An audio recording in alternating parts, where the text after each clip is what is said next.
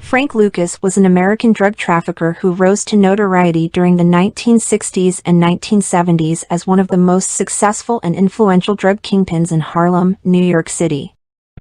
Known for his clever business tactics and the direct sourcing of drugs from Southeast Asia, Lucas became a prominent figure in the criminal underworld. In this video, we explore the life, criminal activities, and eventual downfall of Frank Lucas. Born on September 9, 1930, in La Grange, North Carolina, Frank Lucas grew up in a poor rural community. After moving to New York City as a young man, he became involved in the underworld and worked as a driver and enforcer for Bumpy Johnson, a prominent Harlem gangster at the time. It was under Johnson's tutelage that Lucas honed his criminal skills and learned the inner workings of the drug trade. In the late 1960s, Frank Lucas established his own drug empire by making revolutionary changes to the heroin trade. Instead of relying on middlemen to transport drugs, Lucas personally traveled to the source, in the Golden Triangle region of Southeast Asia, to secure a direct supply.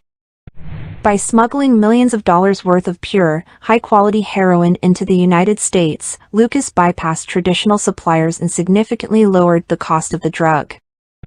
Lucas became known for his innovative smuggling methods that included hiding drugs inside the coffins of deceased American soldiers returning from Vietnam. This strategy allowed him to transport vast quantities of heroin undetected, enabling him to flood the streets of New York City with a potent and inexpensive product. Frank Lucas's empire attracted the attention of law enforcement agencies, particularly the Drug Enforcement Administration.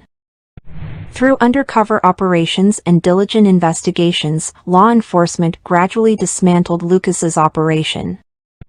In 1975, he was arrested and charged with multiple drug-related offenses. Facing overwhelming evidence and a potential life sentence, Frank Lucas decided to cooperate with law enforcement authorities. He provided vital information that led to the conviction of numerous drug traffickers, corrupt police officers, and politicians involved in the drug trade. Lucas's cooperation significantly disrupted the narcotics industry and made him a marked man within the criminal underworld.